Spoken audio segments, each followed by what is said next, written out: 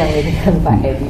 Kenapa sih harus diseragamin sama apakah kalau mau diseragamin satpam disamakan dengan kepolisian atau Polri itu nanti akan ada tanda kutip bisnis dan lain sebagainya. Terus bagaimana sih pengarahannya? Itu hal-hal seperti itu tentunya butuh penjelasan yang sejelas-jelasnya. Jadi kalau dikatakan apa tadi ada kenangan polisi, Polri, satpam, seperti apa Pak? Baik, terima kasih Mbak ya.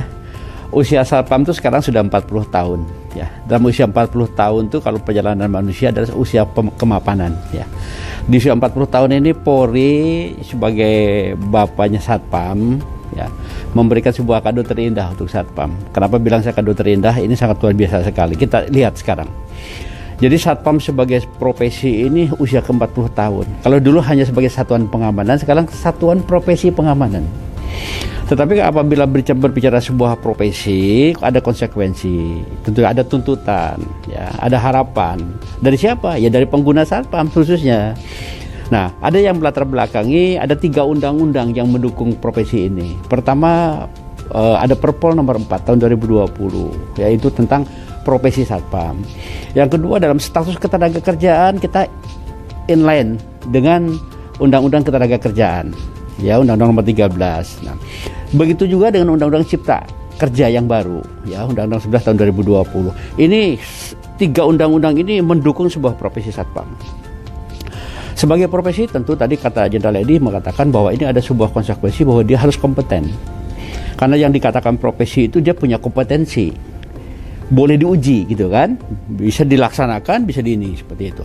Nah, satpam ini sekarang ada pendidikan yang sudah mengatur tentang profesi satpam. Jadi kalau sekarang awal-awal kita melihat satpam itu dari mulai tukang parkir sampai penjaga industri itu satpam. Karena putih biru, nanti sudah tidak bisa lagi.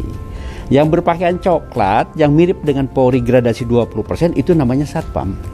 Sedangkan yang di perumahan yang mirip-mirip itu namanya satkamling, bajunya berbeda. Nah, di situ masyarakat sudah melihat sebuah pembeda. Jadi satpam sudah nggak bisa jadi goyonan lagi. Sudah tidak direcehkan lagi secara profesi.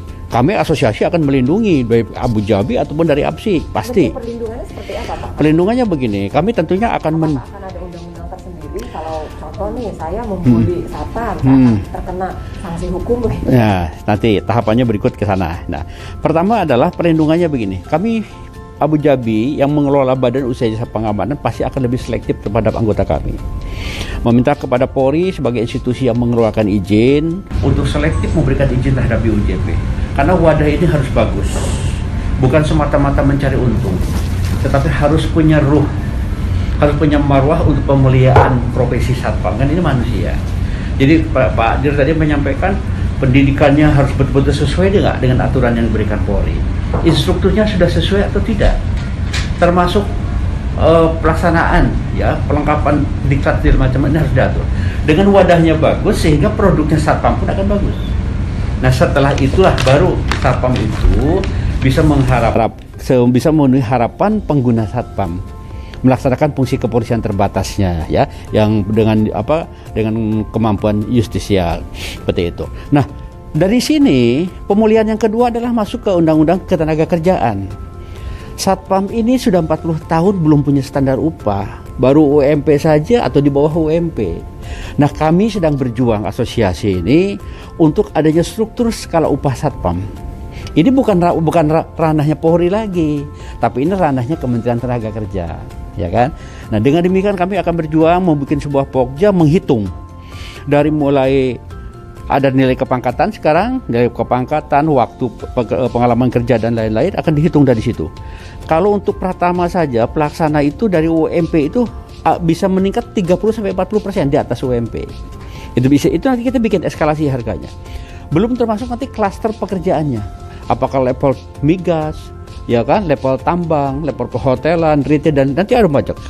Jadi ini masih perjalanan panjang, Mbak. Kita untuk berjuang sampai satpam itu mulia. Karena mulianya sebuah profesi ini punya kompetensi dan punya remunerasi. Baru dibilang mulia, seperti itu. Kalau kompetensinya bagus, remunerasinya nggak bagus, ya tetap aja orang akan beralih ke profesi lain. Satu contoh di Amerika, orang jadi satpam, private security di sana, mantan TNI, mantan Polri keluar. Karena jadi security memang gajinya besar. Nah, ini kan membanggakan. Nah, Indonesia mungkin akan berjalan seperti itu nanti. Kenapa? Karena peran Polri ini kan sangat terbatas sekali, personilnya sangat terbatas, sedangkan yang diamankan industri cukup banyak.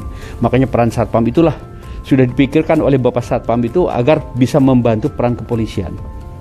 Nah, itu kira-kira kami dari Abu Dhabi punya komitmen bersama teman-teman asosiasi lain adalah untuk mengantarkan Satpam mempunyai struktur skala upah.